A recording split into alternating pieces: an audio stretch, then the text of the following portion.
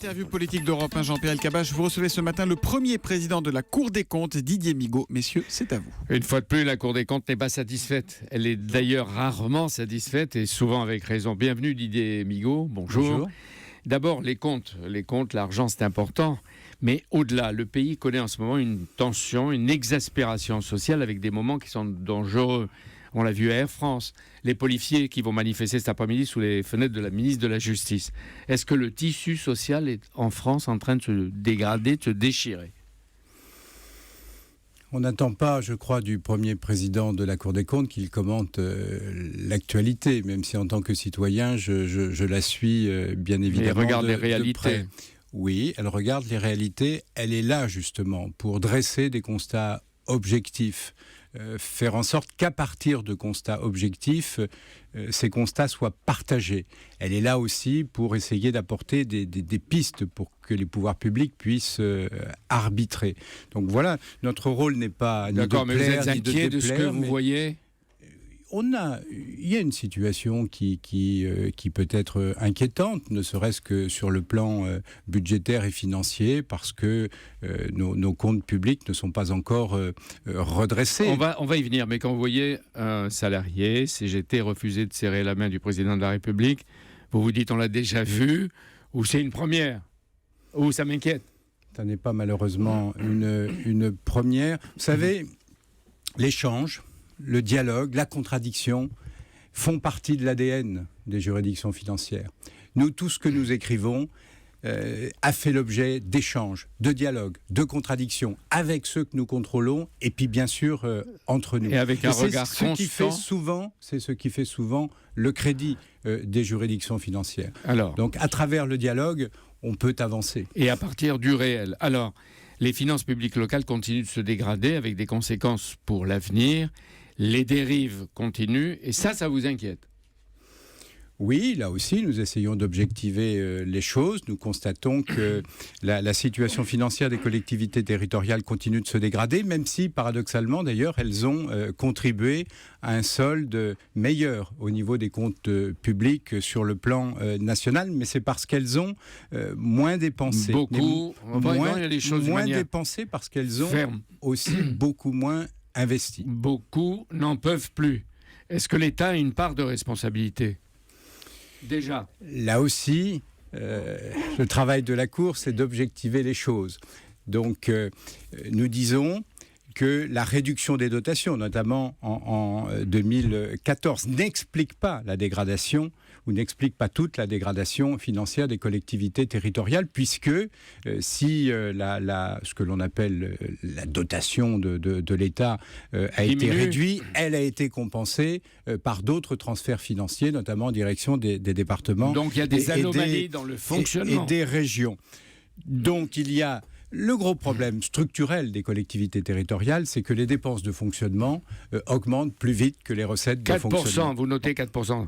Qu'est-ce qui augmente ? Notamment les dépenses de personnel qui augmentent. Mais pour pouvoir répondre sur l'État, puisque nous disons un certain nombre de choses sur les collectivités territoriales et nous posons un certain nombre de points de vigilance et d'alerte. Mais dans le même temps, nous disons que l'État, qui exerce une contrainte à travers la réduction de la dotation, ne doit pas lui-même contribuer à l'augmentation de la dépense locale, ou alors il doit être complètement transparent. On va être dans le concret, Didier Migaud. La Cour des comptes fait des constatations précises. Je vais prendre 3 ou 4 exemples. Les durées du travail réel sont trop souvent inférieures à 35 heures, c'est-à-dire... Oui, ça veut dire que la durée effective de travail peut être inférieure, effectivement, à la durée légale de travail. C'est-à-dire qu'on travaille 32 heures, 33 heures. Oui, ou 34 heures, d'où recours à des effectifs supplémentaires, d'où recours à des heures supplémentaires. Donc cela peut représenter un coût pour la collectivité. L'absentéisme, c'est-à-dire, là aussi ? L'absentéisme, ce sont des personnes qui ne sont pas à leur travail, et nous pouvons constater dans un certain nombre de collectivités que l'absentéisme représente une part importante. Donc lutter aussi contre l'absentéisme, contre les raisons peut-être aussi de l'absentéisme, ça doit faire partie des priorités. De voilà, il faut pouvoir davantage maîtriser les dépenses de personnel, même si là, pour répondre encore plus complètement à votre question, il peut y avoir des décisions de l'État qui ont des conséquences aussi sur les dépenses des collectivités territoriales. C'est le cas pour les dépenses de personnel, c'est le cas par exemple pour les rythmes scolaires ou pour d'autres dépenses. Vos magistrats ont trouvé un gisement important d'économie. Il suffit de mieux gérer la masse des salaires, disent-ils, qui évaut à 35% des dépenses de fonctionnement. Alors, est-ce qu'il faut réduire les effectifs? Est-ce qu'il faut plus recruter quand on est dans une collectivité locale? Il faut raisonner en fonction des besoins. Nous mettons sur la table, nous l'avons fait il y a encore quelques semaines pour un travail pour la Commission des finances sur l'État, sur la masse salariale de l'État. Vous pouvez jouer sur quelques compléments indemnitaires, vous pouvez jouer sur la durée du travail, vous pouvez jouer sur le nombre des effectifs à partir des missions qui sont les vôtres. Vous pouvez aussi avoir une politique d'achat plus dynamique, vous pouvez avoir des mutualisations plus importantes. Nous estimons qu'il y a possibilité de davantage maîtriser la dépense au niveau des collectivités territoriales. La presse de ce matin, qui consacre beaucoup de papier à ce que vous avez dit avec la Cour des comptes, il y a une sorte d'inquiétude et quelques-uns disent qui va payer? Le contribuable, encore une fois.